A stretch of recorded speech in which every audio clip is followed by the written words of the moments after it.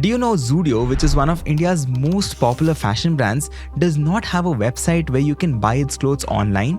And yet, Zudio has grown insanely as a brand in the last few years. Today, when almost all modern companies are trying to sell online in order to reach more people, Zudio is actually doing exactly the opposite, and they are still managing to defeat all of them. Take a look at the stock price of Trent, which is Zudio's parent company. It has grown 1200% in just the last 4 years. So the question is, how? In a time when selling online is almost like a rule for every brand to grow today, how exactly did Zudio grow so crazily, and that too by only running physical stores? Let's decode. But before we get started, a special thanks to Zerodha 01 Network for supporting this channel.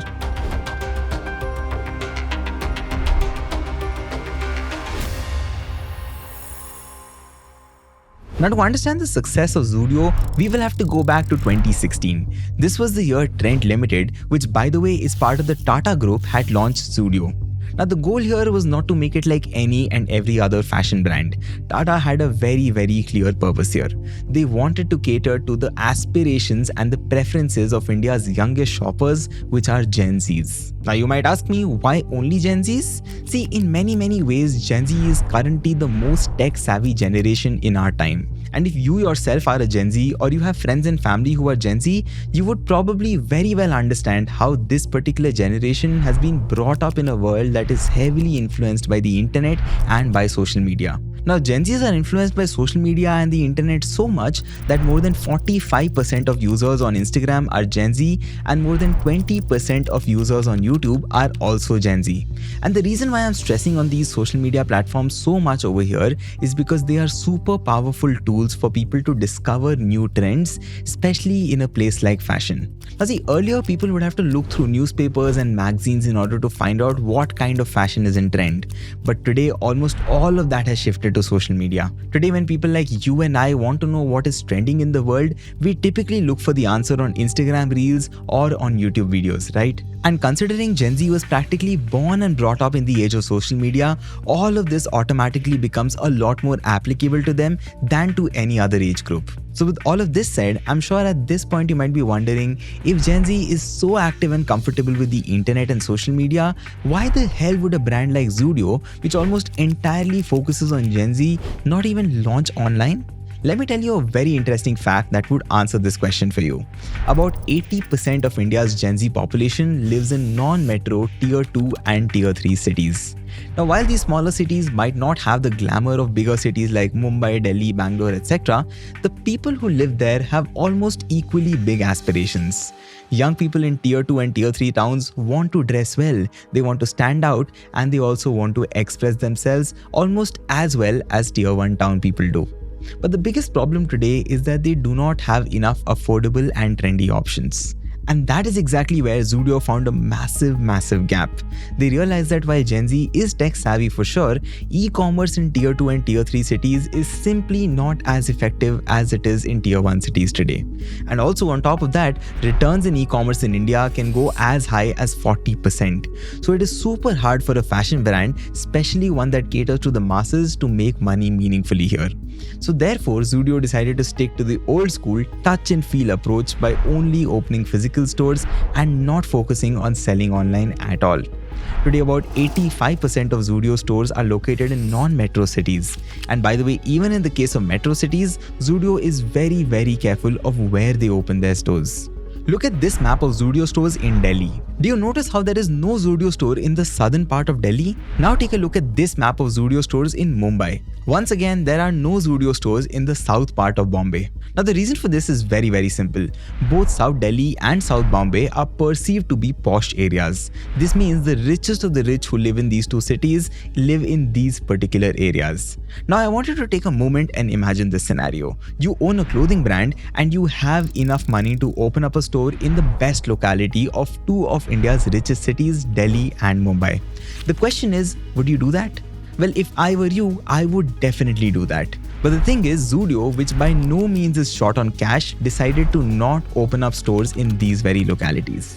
And if you look just a little deeper, the reason is actually very smart. See, Zudio's entire mission practically is to make fashion more affordable and accessible.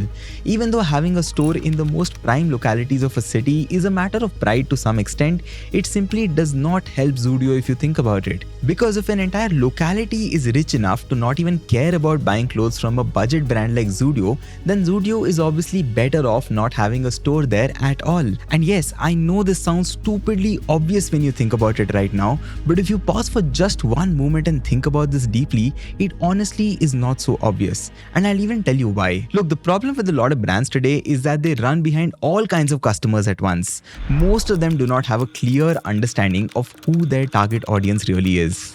As a result of that, they end up splurging a lot of money in the wrong direction and eventually end up disappointing themselves as well as their investors. So if you are an entrepreneur or you are someone who wants to start their own brand in the future, Zudio is a perfect example of what can happen if you find one kind of customer profile and use all your time, effort and energy in serving them rather than focusing on everybody. But this, let me tell you, is not the end of what we can learn from Zudio. See, just having the insight that Gen Zs do not have enough shopping options definitely gave Zudio a big head start, but it obviously was not enough to keep competition away, right? And Zudio also knew this could become a problem. That is why they started focusing on their next biggest superpower, which is pricing.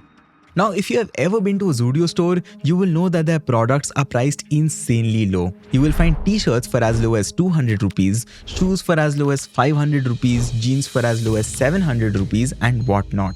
Now, for a country like ours in India, where an average person between the age of 18 to 24 earns less than 6,000 rupees per month, this kind of pricing is a massive blessing. Because if you think about it, for Gen Z, affordability is not really a preference. It is actually a necessity because many of them are still in college or at best in the early years of their first job. And this very affordability factor, ladies and gentlemen, has become Zudio's biggest unique selling proposition today.